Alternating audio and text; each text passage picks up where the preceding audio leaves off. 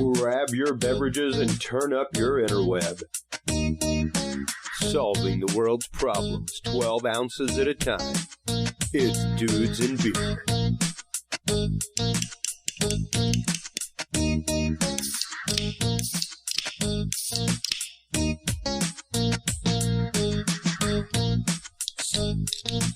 Well, hello everybody, and welcome to episode 286 of the Dudes and Beer podcast. Chris Jordan, your host here, coming at you from Austin, Texas. Please do not forget that this episode of the Dudes and Beer podcast is officially brought to you by our good friends, podcastcadet.com. If you are looking to start up a podcast for yourself, family, friends, fun, school, church, whatever, stop on by Podcast Cadet today. They are the source for you. We do everything there from podcast branding, podcast concepts, to training you how to run the tech for a podcast, your mixers, microphones, video, editing. We also do one-on-one podcast consultation as well as podcast audits. If you have a podcast that needs to hit the next level and it needs a few tips here and there, maybe needs a new social media strategy, new way to reach out, that's exactly what we do there. Stop on by podcastcadet.com today. Dudes20 is the code that you want to use to save 20% off your entire cart. That website again is podcastcadet.com. That code is Dudes20. Our guest this evening is a fellow Houstonian, good friend of the show and of the network, Mike Damante. He is a journalism teacher as well as freelance journalist and author of Punk Rock UFOs, True Believers, as well as the new book, Punk Rock UFOs, Stranger Than Fiction. He is an author over at punkrockufos.com is his website. Welcome to the show today. Mike, how are you doing? Good. Thank you for having me. Looking forward to talking UFOs and all weird things. Yeah, exactly. And, you know, it was interesting. I saw Travis all of a week or so ago in Houston, and we were chatting about you. I was like, yeah, I happened to get a hold of Mike. I'm going to be having him on. He's like, oh, that's awesome. You know, that should be a fun conversation. I can't wait to hear it. And we kind of started talking, and I was like, you know, I can't wait for him to tell his story about what got him digging in this rabbit hole. Like, as a teacher of journalism, as a journalist, what got you into this side of things? Mm-hmm. And what really led you down the path of this esoteric thought form? You know, this, I guess, what would be considered anathema, sadly, by most scientists and most journalists out there. So for me, I was always interested in this topic as a kid. I received a subscription book series from Time Life magazine. Yes. And each month was like a new category. And for 3 months straight, I got like UFO, a book on UFOs, a book on like hidden places, and a book on like mysterious creatures. Yep. So like those 3 months back to back, I was hooked. You know, because to me, you know, I could put down reading my comic books and read that, and then put on, you know, TV and watch cartoons. And for me, they were all an equal level of entertainment for me, yep. Even though books are obviously educational. So I was always into the subject, you know. As I got older, you know, I read some books here and there. I'd watch like, you know, maybe like a TV special on UFOs. Like I was into it, but I never got like hardcore into investigating it or just hardcore into it until I had probably my first sighting, which was I was driving home one day from work when I was working at the Eastern Chronicle and driving home from downtown, and I saw these colored orbs basically just moving in these ways that defy physics and gravity. And then after I saw that, next thing you know, a few years later, I started writing a book about it, and I started reading more books again. So the interesting thing is, like, a lot of people who study the subject, it starts with a sighting. It does start with personal experience, one-on-one. I mean, there are a few people out there that just through their realm of study, came across it, found it interesting, and got into it. But most people have had some sort of personal experience, had somebody who had a personal experience, or like they were already out there doing work, and somebody came to them with something, and they were like, this is just mind-numbing. I can't even imagine. And that's what led them down. So to know that for you, even in Houston, because Texas has really, over the last couple decades, become a decent little hotspot for UFOs, paranormal things like that. Now, granted, there have been cases since the 60s. There's the hugely known case right down near Kennefic, just outside of town. And yeah, it's been interesting to see the eye of things kind of turn this way, since, well, I guess, yeah, the late 90s, early 2000s, we started getting a whole series of reports out here. Yeah, like Texas in general. I mean, you'd be or sightings in general. I mean, they're a lot more common than people think. A few years ago, I ran a couple of stories about a flap of UFO sightings outside of Austin. I had a friend of mine report to me. She lived somewhere outside town. I forgot exactly where, but it was happening for just like days on end or weeks on end of these random orb sightings. So it's more common than people think. Well, yeah, precisely. I mean, even the Stephenville sightings, that was one that whenever it happened, when was that? That was in the mid-2000s. It was not that long ago that the Stephenville sightings happened. That was, let's see, trying to see. Oh, that's just the Stephenville data. But, yeah, I mean, that was one that was seen on military radar. That was one that, there was even the case that happened right near Waco that came close enough to the Bush Ranch that it caused jets to be scrambled, stuff like that. So to know that someone like you out there working at a pretty major newspaper in the country is actively putting stories out about these things is great to see. Journalists really kind of start to put an eye on this side of, I guess, the aviation industry, so to speak. Yeah. Well, unfortunately, at the time, I mean, I was working there I don't work there anymore, but I was working for the newspaper. I didn't even think to even start writing or reporting about it, just because the stigma associated with it. And the fact that, I mean, a lot of times editors don't really take those stories, or they'll do, if there's not people who run it, who see it, there'll be like maybe an online story. But at the time I wasn't even, I don't know if I'm not comfortable enough to pitch it, but I didn't even think to pitch it in the first place, my sighting as a story. So it wasn't until after I left there and wrote my first book and then I started my website, that's when I started to write stories regularly about sightings and UFOs. Well, and like you're saying, it's really hard to go as a journalist and pitch a story like that.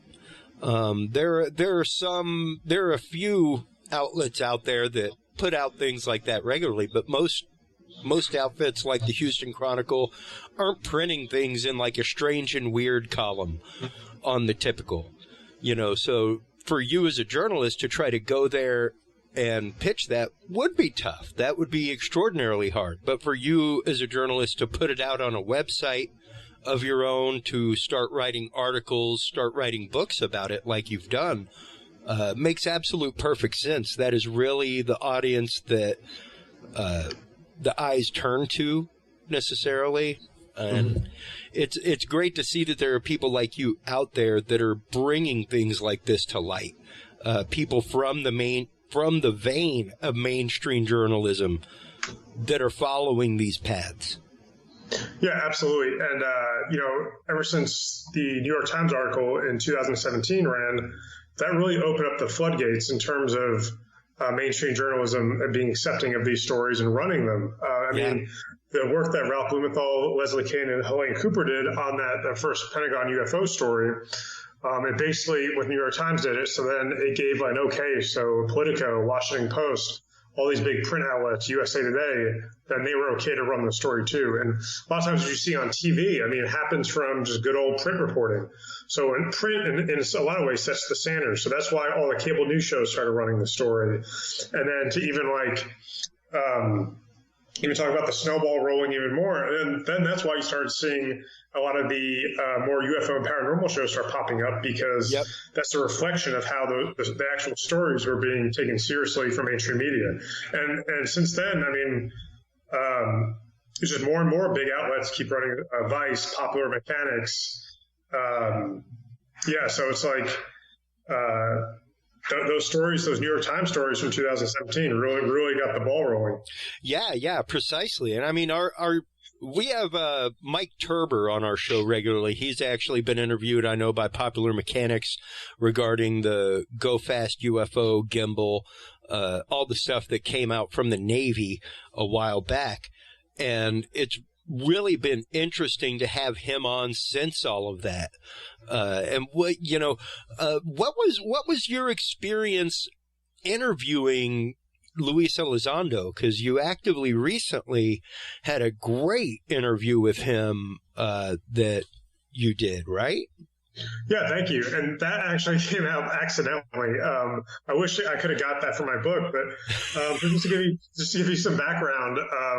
So it's like, To the Stars, which Luis Elizondo works for, they've actively basically set their sights on mainstream journalism outlets, because their goal is to get not us, not the UFO people, it's to get the mainstream, it's to get the common person interested in the subject. And you do that by, reaching out and giving press to these large outlets and getting your foot in the door, then having congressional hearings and so forth. So that's how you do it. I don't think they were actively trying to ignore the UFO community. It just wasn't their target. Yeah. But since then, I think as soon as they got the ball rolling even more, they started their own podcast, To the Stars Talks, and then they also started fielding questions on Twitter that Chris Mellon, he's a former defense official for, I believe, the Clinton and Bush administrations. So he's a big deal too. So he started fielding questions on Twitter. So they started opening up a little bit more to everyone, being more inviting, which is great. And I think that really helped with my book, because I already interviewed Peter Lavenda, who worked on the Secret Machines books, and then as well as Kevin Day and Sean Cahill and Patrick Hughes. Those are witnesses of the Tic Tac Nimitz. And I was probably one of the first few people to actually ever interview Kevin Day. Oh, wow. And I was one of the first people he actually gave the story, his little background, because he wrote a fictional story based on what happened. I think I was one of the first outlets that he disclosed that information to. So anyway, I already kind of covered those people. And then, I mean, obviously for me, growing up, being into punk rock music, and I'm a huge Blink fan. So I really wanted to get something from Tom DeLonge for my book, because I've interviewed him before, when I was at the Chronicle, and sure. I met him quite a few times. I thought it'd be really special if I could get something for my book from him, and I was able to. To the Stars was really cool to allow that happen, and I think that really made the book, is getting part of his quote. So, sure. I mean, that was, I did that, and as well as the producers of the show Unidentified were interviewed for the book as well. So I already had that nice little relationship, and I was working on a totally different story, and I was asking for a quote about, I did a story a couple weeks before that about what mainstream journalism could teach the UFO community, because there's just like this big divide and misunderstanding that I think not just the UFO community, but just people in general don't understand about how media and publicity and how all that works. So I was trying to do a story to kind of bridge that divide. So I asked for like a generic quote just from from their press office about it. And then I got an email back saying, "Oh, I'm working on something from Lou for you." But that was like a week later. I already published the story. And I was like, "Oh man, well, can I ask a few more questions?" And then I was able to kind of do that interview with Lou, but it was specifically about a story about their outreach. It wasn't just a, hey, ask Lou anything story. And a lot of journalists, when you write a story, you have an angle to it. And basically that's what the story was. And I think Lou gave some amazing answers. And I think right before that, Sean Cahill sent me a photo of him and Lou.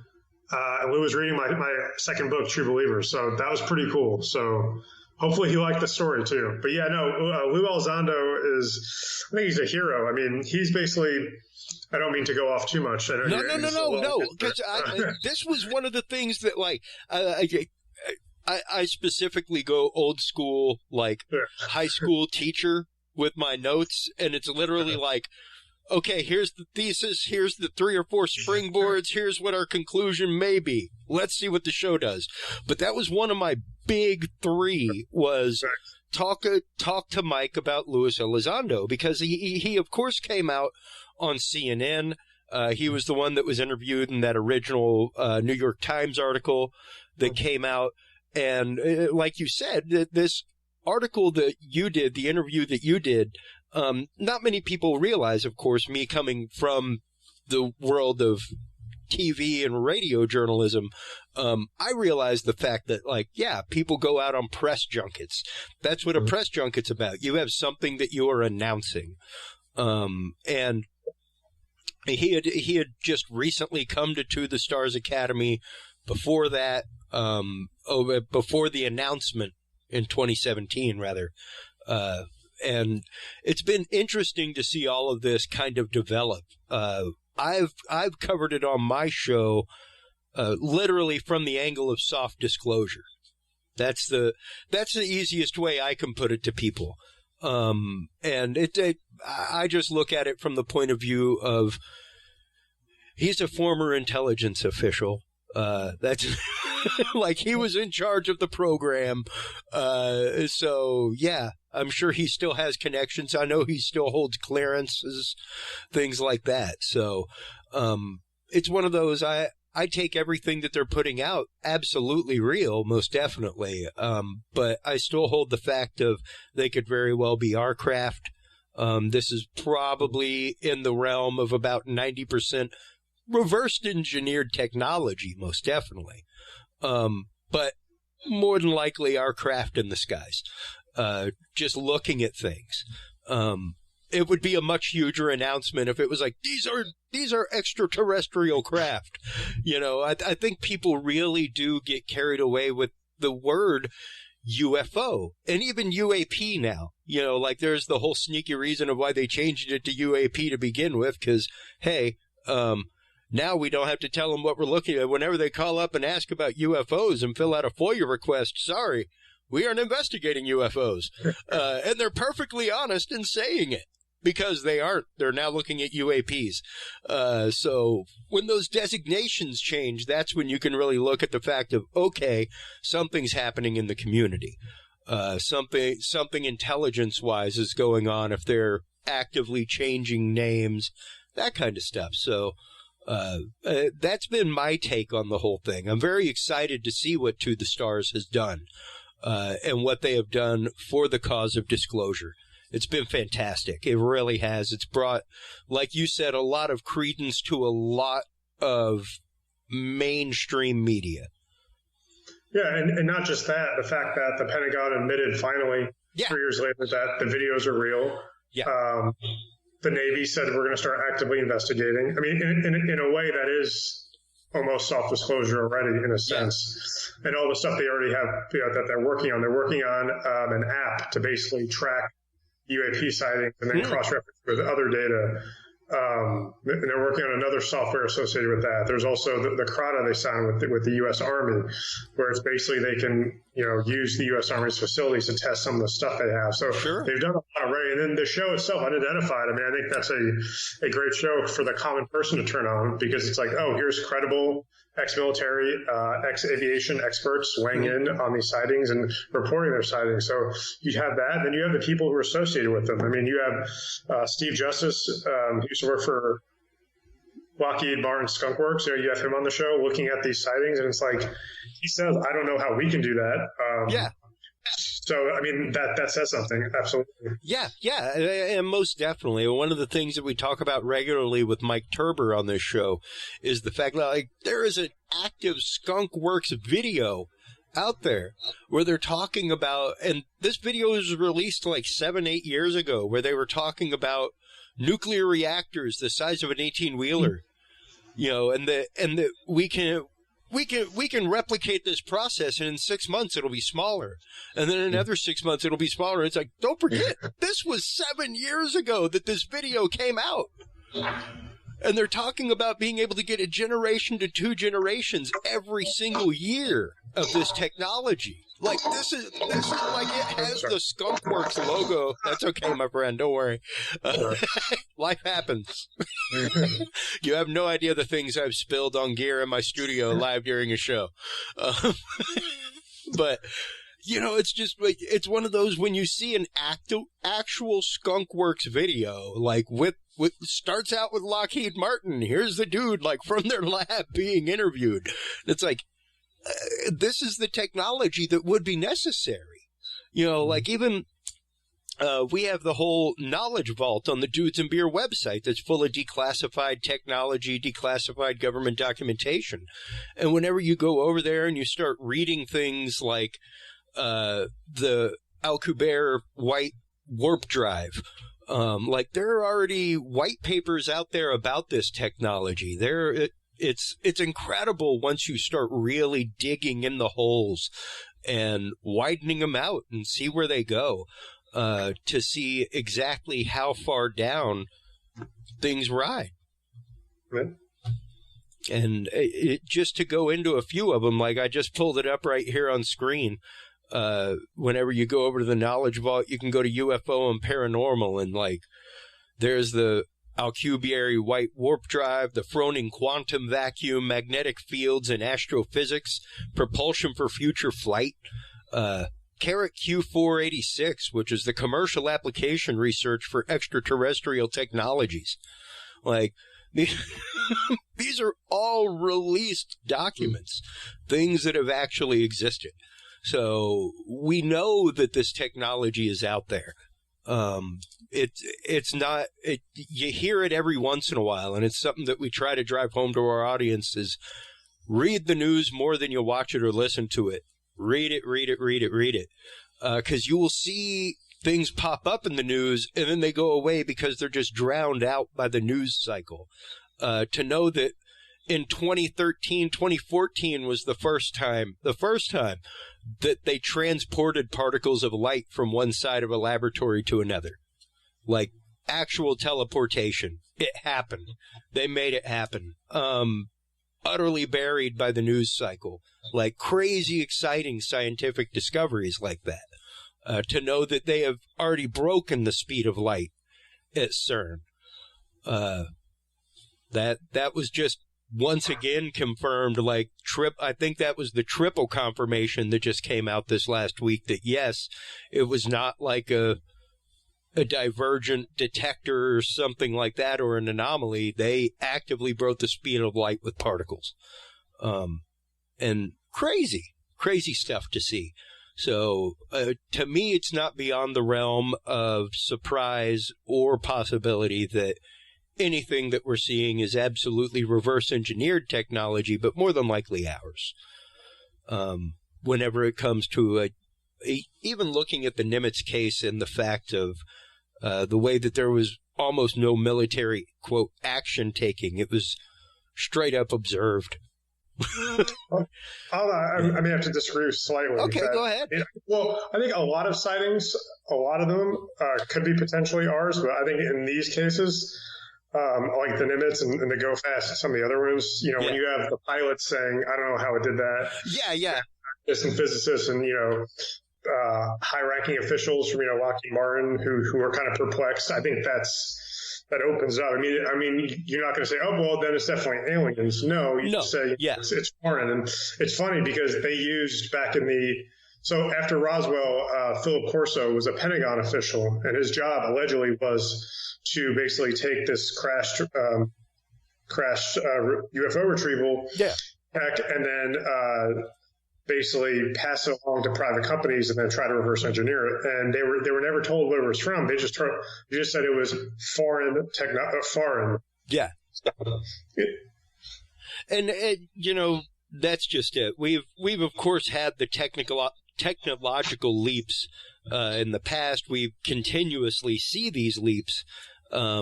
Even to know that all of a couple years ago it came out from the Pentagon that soldiers could now control drones with bands in their helmet. Like the new, I want to say the new version of the YF-23 has like a drone swarm that can be released and controlled by the pilot as like a form of active chaff. It just wild things like that. So I'm not saying that they aren't extraterrestrial. I'm just saying that it is fully within the realm of possibility that they are like from here. Fully with whether they're ours, whether they belong to some black program, whether they belong to a foreign government, who knows? But it's been great to see the fact that, like we were saying, these things are now being actively considered as worthwhile for research. It's no longer in the darkness of the fringe the way it used to be. Yeah, and I think that's a big thing, is to kind of get it out of the fringe, because it's like, for the longest time, I always felt frustrated with the idea that UFOs, Bigfoot, cryptozoology, all these things that a lot of us take seriously were considered "quote unquote" conspiracy theories. Sure. Because the idea of, it's, well, what are they conspiring? The government holds stuff from us. We know that. Yeah. That doesn't necessarily mean, everything that's not closed or, is a conspiracy theory. Yeah. So that's why I think it's really important to kind of move UFOs away from that, because I think we're seeing in the past couple of years how dangerous some of these conspiracy theories can get, and what violence it can lead to as well, and what people could influence. Like I said, especially the past few years, we just see how dangerous and toxic that could be. So absolutely. I think it's great that UFOs are moving away from that whole, they're not being pigeonholed with that anymore. Yeah, exactly. They have really hit a new realm of credence. It's been interesting to see, and really a lot of that started many, many, many decades ago with good people like Stanton Friedman, who were actively nuclear physicists that went out and studied these things and researched them and did field work. And to know that people like that, and it's interesting because the people that come forth with being a Bigfoot sighting, what have you, there's really nothing to be gained. Yeah. There's almost nothing to be gained, but you may gain a little bit of localized notoriety or something, but most of the time it will be detrimental to you. It will be detrimental to your life. It will be disruptive to your life. It will discredit you in whatever field you're in. It could hurt your business, your family's business, like your brother's sister-in-law's business. Like literally, these things, once you start getting into them, I had the, I won't say the agency because I have always told the guy I will not, I'll tell you off air, but one of the largest first, I guess, real producers of content out there regarding, hardcore UFO content, things like that online. And he originally, whenever I approached him to be on the show, quite literally told me that as much as he would love to come on the show, he went and listened to an episode or two. He liked it, but he doesn't do public appearances anymore. He doesn't do media appearances anymore or speak publicly because he fears for what might happen to himself or his family. Like, there have been too many researchers in the field that have died mysteriously over the last decade. Too many NASA researchers. Like, literally, people, go Google that. You want a rabbit hole for the day? Literally go Google the number of NASA scientists that have died. Like, it's an insane number. Like, if it were like Procter & Gamble, where that many people just died in the higher ups, like, there would be a full-on investigation. It's crazy, weird stuff. It is the stuff of conspiracy theory. But whenever he said that, it was like, I literally fear for myself. I don't do appearances anymore. And a lot of it was because of that, because of the fringe that it is associated with. And it was really strange to hear somebody of that high up in a very niche media field to say, like, I don't go speak publicly anymore because it may cause problems for my family. And yeah, it's one of those like, hey, I've even come under attack with this show. Like whenever Anonymous came to us to be on the show, after the Minneapolis riots, after everything was going on there, they hacked the Minneapolis PD, contacted one of my intelligence contacts and asked to come on the show so that they could basically use my show as a platform to say like, hey, either arrest some people or we're going to be releasing some results very soon. And yeah, the night of that, 20 minutes before we went live, my site came under active DDoS attack. That's crazy. It was wild, dude. But it was my wife was like, you're insanely calm right now, considering that's happening to your site. I was like, that's just a sign that we've arrived. That's all. You have no idea that's like a pop the champagne bottle moment, that my site came under attack because of the guest I had on, and now I go and look at my stats and smooth half of my stats are from the Washington, D.C., greater Virginia area. It's like, hey, how you guys doing? Hope you're liking the topics. And, it's interesting even to talk to my wife about it because she understands what I'm about and the fact that I just want people to look at these things seriously, to be willing to have the conversation.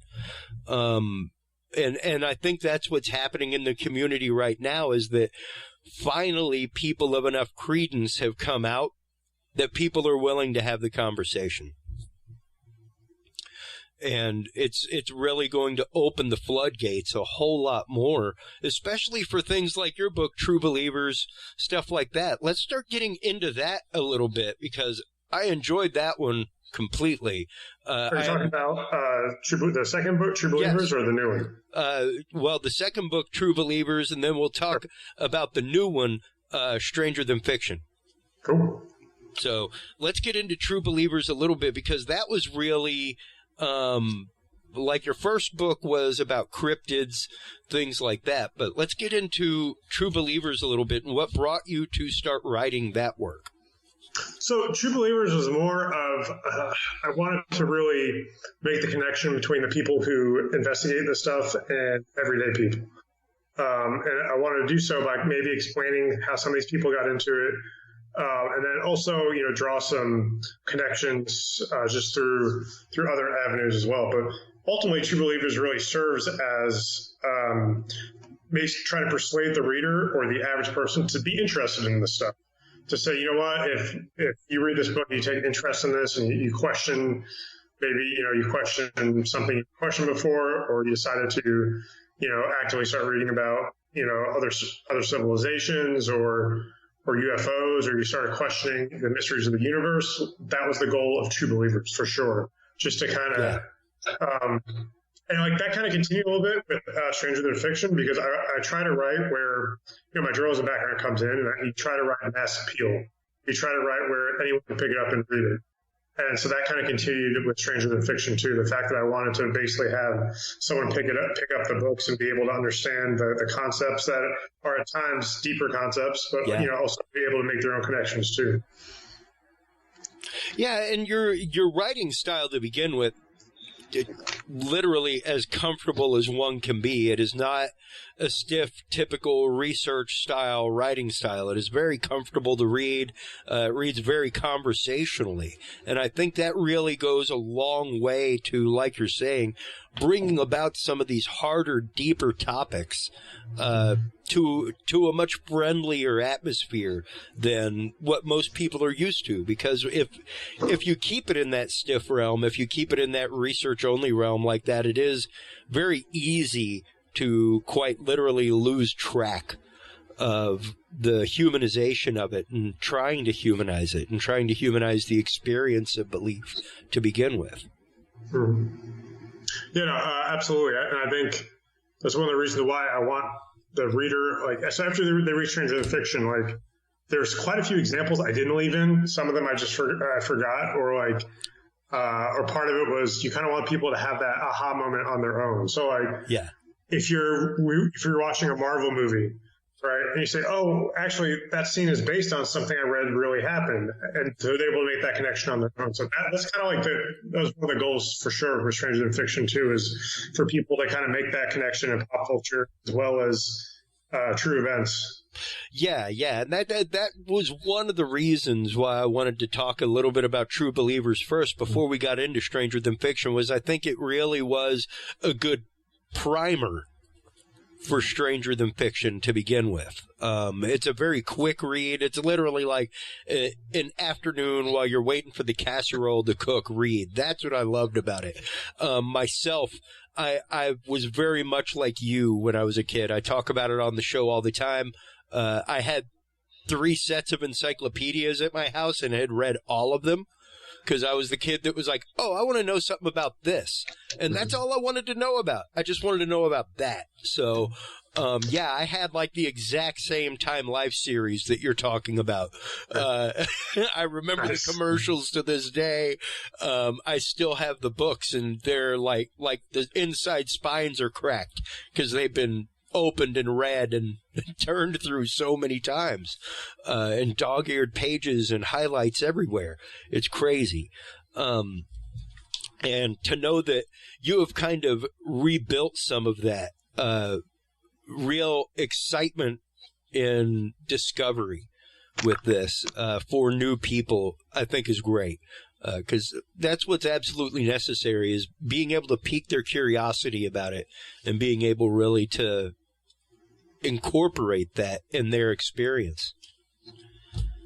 Thank you. Thank you so much for the kind words. Absolutely. That's kind of the goal. And like I said, it's not like, a New York Times #1 bestseller, but, if it gets, the few people, just a few people who read the books to kind of change their perspective a little bit, I think that's a win. Yeah, precisely. Let's start cracking into Stranger Than Fiction a little bit. Like I said, I'm still waiting on my copy right now. I always order both the digital version and the paperback version, or whichever version is available first on Amazon. A big Amazon user, so I've got my Kindle that I can read while I wait on the other one to deliver. And the funny thing was, like, I ordered yours and a totally different book came, and it said yours was delivered, and it was like, that's not it. Like, I'm totally going to buy it still, but this is an interesting one too. Like, I don't know how the robot randomly picked something that was interesting and along the same odd vein. But let's start getting into Stranger Than Fiction, the new book that you have out available on Amazon, BarnesandNoble.com. You can get all of the links over at his website, folks, punkrockandufos.com. Yeah. So, what was it that really sprung this work to life for you? What was it that made you want to start writing this one? So for me, I was going through some of my old interviews and some of my old articles on punkrockandufos.com to see, do I have some good content there? If I was to write a book, I could start maybe building around some of that. And I was like, oh, you know what? I have some really good stuff that's not published, physically anywhere. It's just on the website. So I started thinking, what can I do? If I was to do a third book, what would it be like? And I almost felt like I started to touch upon this idea in True Believers a little bit when I was trying to make those connections to popular culture. And so I was like, you know what? I was thinking, what can I do that's different? And I wanted to write a different UFO book than everything that's out there right now. And I also wanted to write something that the average person who's in the paranormal could pick it up, enjoy it, but then the person who's not into this could pick it up and learn something, but also make their connections themselves too. So that's why I have a lot of the pop culture references and a lot of the mythology and folklore infused in it too, just because I want people to realize that, the paranormal isn't so weird after all. And I think that's, there's certain books like I reference, like Passport to Magonia by Jacques Vallée, Mutants and Mystics by Jeffrey Cribble, who's both of those books are better deep dives into folklore and certain mythologies. That's not what this book is, but this one is more just to kind of introduce so much of this weirdness to people all at once, and then have them, make their own connections to, mythology, religious texts, pop culture, etc. Yeah. And once again, what I love about your style of writing is that short and condensed version, where you're really distilling down what would those of us in the community who know these things know is like each one of these little gems in this crown has like so many facets that have to be thought about. But you do such a great job at literally giving a great broad overview of all of it, and in a very simplistic way that does not complicate the concept, that doesn't estrange a new person from the concept. And I think that's really the big thing, is estranging a new person from the concept. Because, that's really what a lot of what this show is about, is trying to demystify these things for people, trying to make them realize that, like, look, this should be an everyday thought form for you. It's not a strange thing to consider. It's not a strange thing to think about. And that's a great way to put it. You don't want to estrange the reader or the audience to the fact where they go run away or saying this is crazy. Yeah. Sometimes it's hard because if you're having a conversation in person with people, and sometimes it's hard just to kind of give them there's just a surface level. Sometimes you just, I remember I was having conversations with some coworkers. I did a little UFO class with my coworkers where I was teaching them about UFOs, and I just went all out weird. I hit them with all the weirdest stuff. I hit them with goblins, elves, fairies, UFOs, Bigfoot, and I was pleasantly surprised that no one that people were actually engaged in it. Underground bases and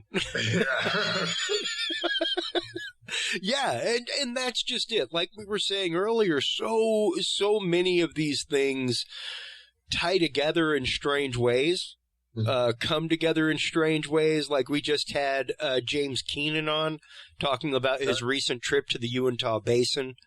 And even whenever you go there and start looking at the history of the place, and the stories from the Native Americans there, it's once again, numerous things brought together, from strange lights and experiences to Sasquatch, and so many things overlap that it literally does come under just the umbrella paranormal.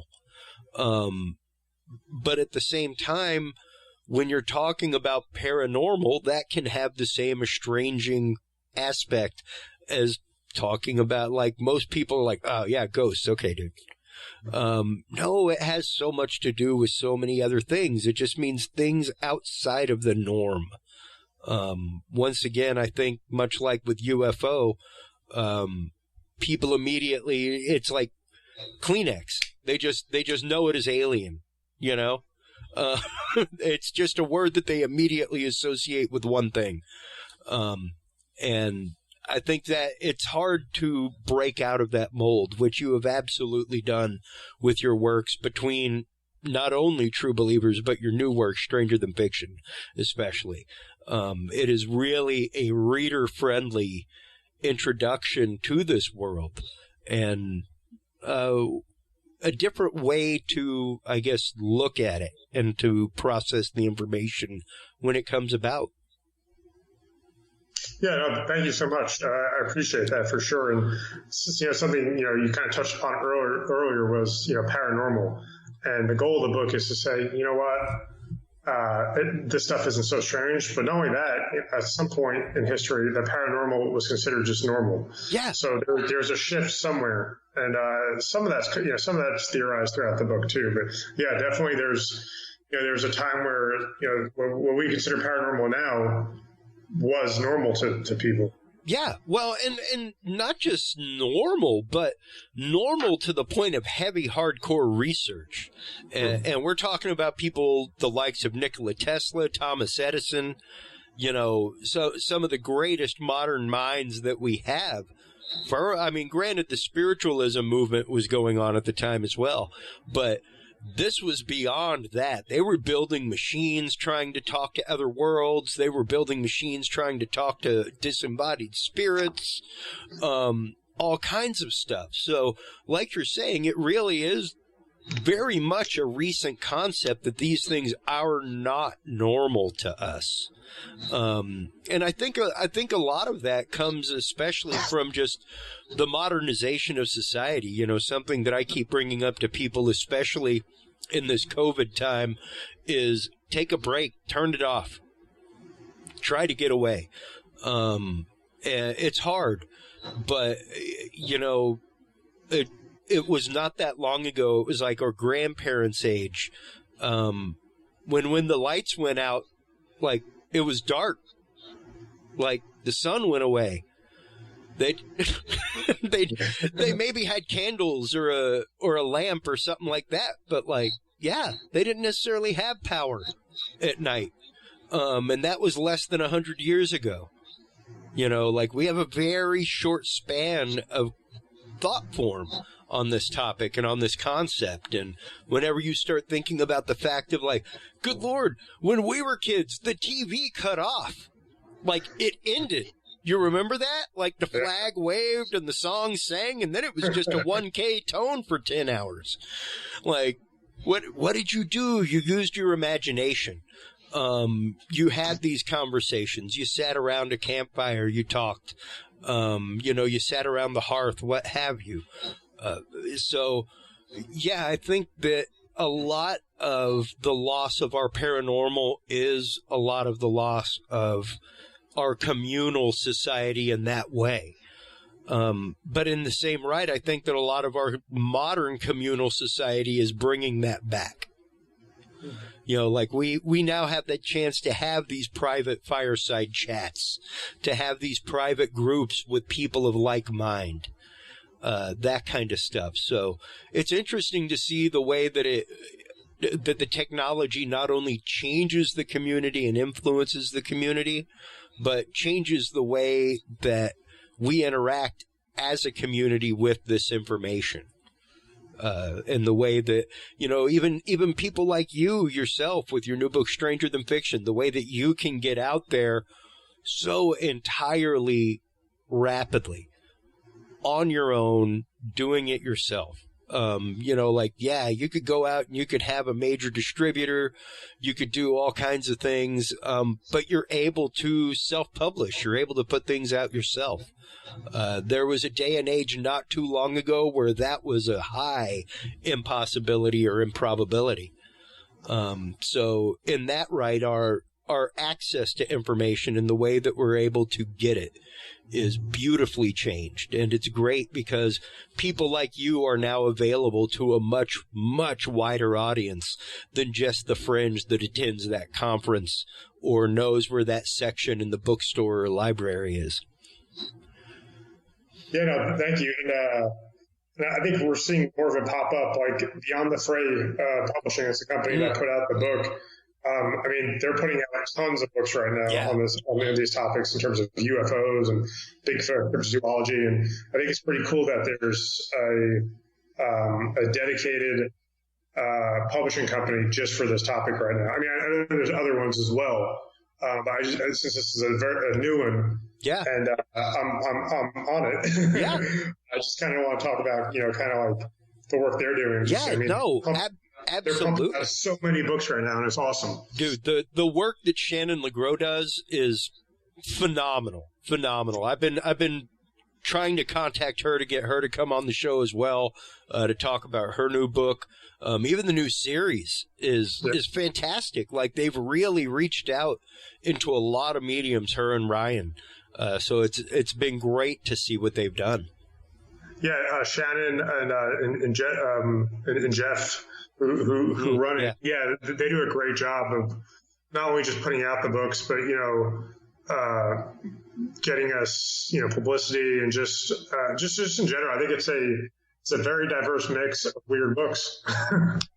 Yeah, no, it's fantastic, and that's just it. It really is a good mix of topics, a good mix of authors, mix of styles of authors, which I thoroughly enjoy.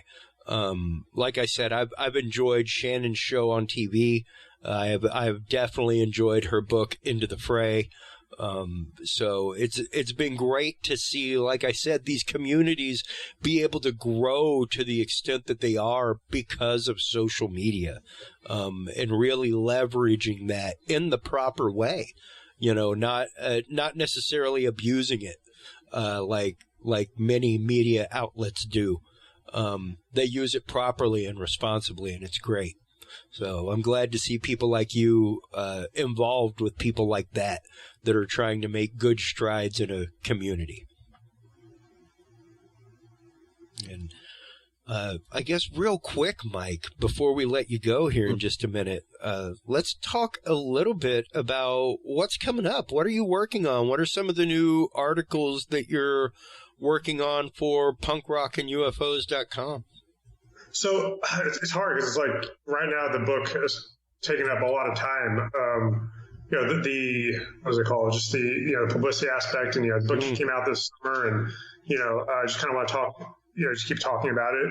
But I mean, I still run articles. I have one coming up hopefully this week. Well, by the time this runs, the story will be up. It's one of the witnesses on the show Unidentified. I don't want to say his name yet, but I have a cool interview with him coming up. About him, maybe that gave it away. I don't know. Maybe not. They got a lot of witnesses on that show, man.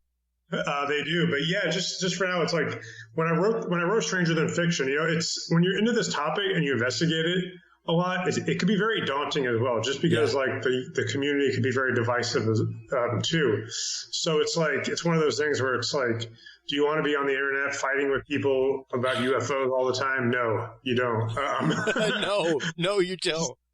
So, like I said, when I wrote this book, I was like, you know what? Like, I love the topic, and I'll never stop, loving it. But it's like, if I never wrote a book about UFOs or weird again, I'd be fine with it, because I really think Stranger Than Fiction accomplished all that I ever wanted to accomplish, and then some. Great. But obviously, the website lives on, Punk Rock and UFOs, and it's every once in a while, things will be slow, or you may just be like, oh, I'm tired of all this infighting on the internet over this topic. Yeah. And then an opportunity comes up, or you get a story idea, or you get inspired, and then when that happens, you kind of jump right back in. So that would happen, I think, with the past couple of stories I ran. It's like I was just going to take a break, and just kind of do book stuff, but it's also good to get fresh content on the website too, for sure. So that's the next story will be another witness from Unidentified. Great, yeah, because I mean the Luis Elizondo outreach story is fantastic. Just fantastic. Thank you so much. I appreciate that. And it's something that I think you get because you worked in broadcast and you have an idea how stuff works. So it's like that article was specifically about a certain thing. It wasn't, I'm going to ask Lil Elizondo anything. It was No. And that's just it. Like, that's what a lot of people don't realize whenever I say that I had Anonymous on. Is that, like, I didn't get to interview Anonymous. I got to turn my platform over, which was even more of an honor, really. Because it's like, what, are they, like, contacting Fox News to be like, hey, give us, like, 10 minutes? Like, they aren't. They just aren't. So, yeah, whenever someone like that reaches out to you and you get the opportunity to kind of give everybody that peek behind the curtain of like, look, this is how it works, people. Like they're contacting major news outlets and other news outlets and alternative news outlets, and it's their choice as to whether or not to pick up the story and run with it. Yeah, absolutely. There's a lot of people in the UFO community who have journalism backgrounds or are just really good at citizen UFO journalism who understand this. I look at Alejandro Rojas. He's a journalist. He does DnB. He gets it. Yep. Jason McCullen, he gets it. These are people who understand how this stuff works. And there's other people who are great investigators, and they're very intelligent, and they do good work as well. But some of them, they struggle with, some of these journalism and media aspects of it. And that's why I think I've done quite a few journalism-centric UFO stories on my website, where I've interviewed actual real journalists and people who work for these networks to, kind of show everyone, hey, this is how it works.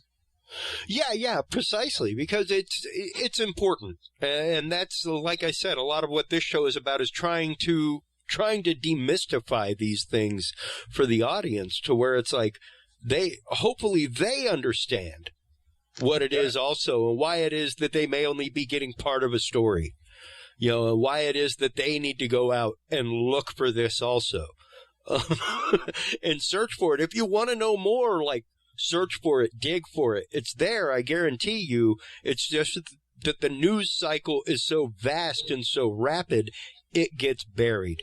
It just gets buried. There is a paradigm that is being pushed by all sides for the day, because these are the three big hot topics. And these are what we're going to throw on screens and on radio breaks all day long. And we're going to tease them through the nightly news and tell you to tune in at the end. Stay tuned till the end, because we're going to let you know. There's numerous things out there that have happened in the world that probably got buried amongst that just avalanche of information about those 2 or 3 stories. So you really do have to keep your eyes open. It's good to see that there are people like you out there tackling this topic in such a journalistic way. Thank you again. I appreciate that, and for all the kind words, and great questions too. So thank you. Oh, thank you, man. I'd love to have you on again sometime just to talk about journalism in general, that kind of stuff. It's definitely something that is a hot button topic, especially coming up into the swing of election season.